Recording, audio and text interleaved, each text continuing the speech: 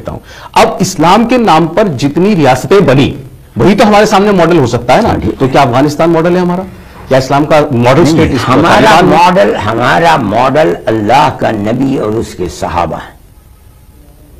آپ سمجھیں اس بات کو.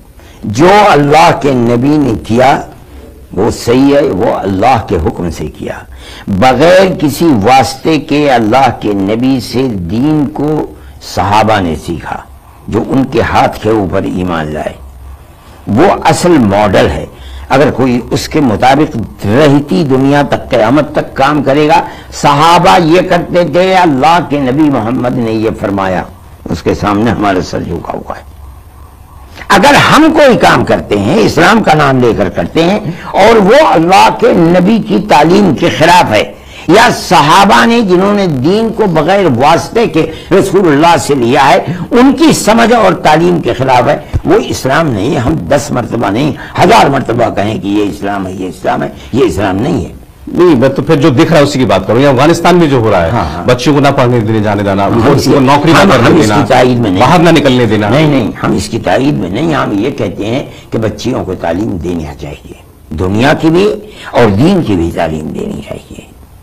اگر یہ تعلیم نہیں ہوگی تو وہ ماں جو بے پڑھی لکھی ہے وہ اپنے بچوں کو, جن کی تعلیم پر انہیں بھی اختلاف نہیں ہے, ان بچوں کو سکھا نہیں سکتی, پڑھا نہیں سکتی, ٹیوٹر نہیں بن سکتی ان کے لیے. اس کے پاس علم کی کوئی قدر نہیں ہوگی. ہم یہ سمجھتے ہیں کہ اسلام جن چیزوں سے منع کرتا ہے, بے حیائی, بے پردگی, مخلوط تعلیم, مردوں کے ساتھ جوان لڑکی اور جوان لڑکیوں کا ایک ساتھ رہنا بے محابہ, اس سے عفت, پاک دامنی اور حیا ختم ہو جاتی ہے. صحیح ہے, الگ اسکول بننے چاہیے, الگ اسکول کے اندر الگ تعلیم دینی چاہیے, اختلاط مردوں کے ساتھ, ان تمام قیود کے ساتھ وہ مدرسوں کو کھولیں, اسکولوں کو کھولیں. اس کے اندر کیا حرج ہے؟ ہم اس کے مخالف ہیں کہ لڑکیوں کو بالکل جاہل بنا کر کے رکھا جائے. ہم اس کی تائید نہیں کرتے, نہ اسلام اس کی تائید کرتا ہے. اللہ کے نبی جس طرح مردوں کو سکھلاتے تھے اسی طرح عورتوں کسی گھر میں جمع ہو جاتی تھی, وہاں تشریف لے جاتے تھے اور جا کر کے انہیں دین سکھلایا کرتے تھے. اس وقت یہی تعلیم تھی, تعلیم دیا کرتے تھے. ایسا بھی ہوا ہے کیا لاؤڈ اسپیکر تو تھے نہیں, مرد عید کی نماز کے اندر ہزاروں ہیں اور ہزاروں عورتیں ہیں جو پیچھے بیٹھی ہوئی ہیں. اللہ کے نبی نے پہلے دین ان کو سکھلایا مردوں کو, پھر اس کے بعد آپ وہاں سے اٹھے عورتوں کی طرف چلے گئے اور ان کو پھر دین کی تعلیم دی اور سکھلایا. اس لیے دین, دنیا کا اور دین کی تعلیم سے لوگوں کو ہٹا دینا, چاہے وہ مرد ہو چاہے وہ عورت ہو, یہ کوئی سمجھ میں آنا. مولانا صاحب, دین کی تعلیم تو چلیں ٹھیک, اچھی بات ہے, دنیا کی تعلیم, لیکن دنیا کی تعلیم میں آپ جیسے کو ایجوکیشن کے خلاف ہیں کہ لڑکا لڑکی جو ہے ساتھ میں بیٹھ کر پڑھیں, ایک کلاس میں پڑھیں, یہ بات آپ نے کہی بھی ہے. تو پھر بعد میں دنیا میں نکل کر رہے ہیں تو سب کو ایک ہی ساتھ ہے. آج ہمارے یہاں پر لڑکی جو بھارت کی بیٹی ہے تو فائٹر جیٹ اڑا رہی ہے. نہیں, وہ ٹھیک ہے, لیکن فائٹر جیٹ اور مسلمان لڑکی اڑا رہی ہے. ہاں میں کہتا ہوں, لیکن اس کی ضرورت نہیں ہے. اگر فائٹر جیٹ اڑانے, ان کو تعلیم تو دو پہلے. میں کہتا ہوں کہ تعلیم دو, تعلیم دینے والی عورتیں ہونی چاہیے, تعلیم لینے والی عورتیں ہونی چاہیے. تعلیم کے بہت سے مواقع ہیں کام کرنے کے ایسے کہ جہاں عورتیں نہیں. اب مان لیجئے بینک کا مسئلہ ہے, میرے پیسے بینک کے اندر ہیں, میری بہن کے پیسے بھی بینک کے اندر ہیں. اگر عورت نہیں ہے وہاں کاؤنٹر کے اوپر تو میری بہن کو جاتے ہوئے 10 مرتبہ یہ سوچے گی کہ میں اس اجنبی مرد کے سامنے کیا. آپ عورتوں کے لیے الگ کاؤنٹر بنائیے مثال کے طریقے پر, وہاں عورتیں بیٹھیں, عورتیں جائیں اور ان سے بات کریں. یہ جھجک تو ختم ہونی چاہیے نا, کیوں ایک عورت آدمی کے سامنے نہیں جا سکتی؟ نہیں, یہ اسلامی تعلیم ہے. اب ورنہ تو اس سے بے حیائی پیدا ہوگی, بے حیائی بڑھے گی. وہ یہ چیز ہے کہ اسلام اس سے منع کرتا ہے. کسی اجنبی مرد کے ساتھ اجنبی عورت کا اختلاط یہ ماحول کو خراب کرنے والی چیز ہے. اس سے معاملات برباد ہوتے ہیں, شادی بیاہ کے رشتے ٹوٹتے ہیں, ماں باپ کی عزت و ناموس کے اوپر لوگ مر جاتے ہیں, لوگ پھندے دے کر کے مار دیتے ہیں اپنی لڑکیوں کو. اس سے بچا کر کے امن و امان, عفت و پاک دامنی بہت بڑا میدان ہے. آپ لڑکیوں کو سکھائیے, لڑکیوں کے لیے الگ کاؤنٹر طرح طرح کے بنائیے, وہاں لڑکیاں بیٹھے رہیں, عورتیں بیٹھی رہیں, یہ جائیں جا کر کے ان سے بات کریں. اس لوگ کہتے ہیں روڑی وادی سوچ ہے, یہ پرانے زمانے کی سوچ ہے, آج دنیا بدل چکی ہے. لیکن میں کہتا ہوں آج بھی دنیا کے اندر مسائل پیدا ہوتے ہیں. آپ اخبارات کو پڑھیے, روزانہ بچیوں کے ناموس لٹتا ہے اور وہ مر جاتی ہیں, ان کو قتل کر دیا جاتا ہے. امن و امان کو اگر آپ کو قائم کرنا ہے تو آپ کو عفت و پاک دامنی اور حیا اور شرم کے اندر درمیان میں دیوار کھڑی کرنی ہوگی, ورنہ اسی طرح بربادی ہوتی رہے گی. और फिर इन्हीं बातों को लोग आगे कोट करके कहते हैं कि फिर इस्लाम को खराब रोशनी में दिखाने के लिए बताया जाता है कि ये कहा कि इसके महिलाओं को दबाया जाता है, इस्लाम महिलाओं के हक मारे जाते हैं। ना ये हक, अब महिला का ये हक नहीं है कि वो दूसरे गोद में जाकर के बैठ जाए।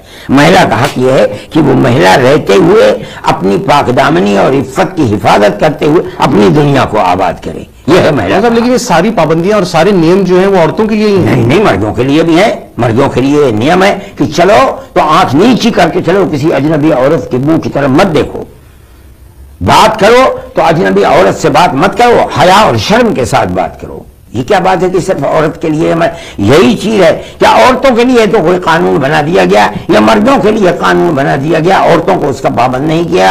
औरतों के लिए कानून बना दिया गया, औरत के लिए तो ये बना दिया गया कि वो चाहे नंगी रहे, चाहे जैसा लिबास पहन करके निकले, मगर इसके नतीजे के अंदर उसकी इज्जत और आबरू किस तरह लूटेगी और कैसे उसे फंदा दे करके जान से मार दिया जाएगा, इसकी कोई ख्याल नहीं है।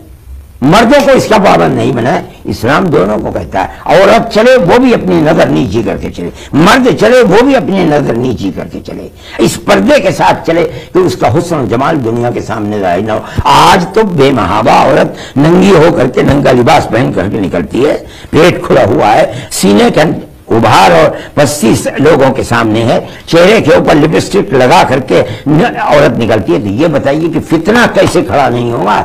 इस्लाम इसका मुखालिफ है। जब घर से निकलो पर्दा करके निकलो, हुस्न जमाल के साथ ना अपने शौहर के सामने, अपने घर में हुस्न जमाल को जाहिर करो, लेकिन दूसरे अजनबी के सामने अपने हुस्न जमाल को जाहिर, ये इस्लाम का। और हिंदू भी इसी को मानता था। आज के माहौल के अंदर मुझे याद है अपने बचपन के अंदर कोई हिंदू औरत घर से बगैर घूंघट के नहीं निकल सकती थी। आज तो कोई तसव्वुर ही नहीं घूंघट का। वो क्या चीज थी? उनके यहाँ हया और शर्म की कीमत थी। आज शर्म हया की कीमत ही नहीं है। मोहन साहब, यहाँ इस पर मेरी आपकी सोच पर भी फर्क हो सकता है।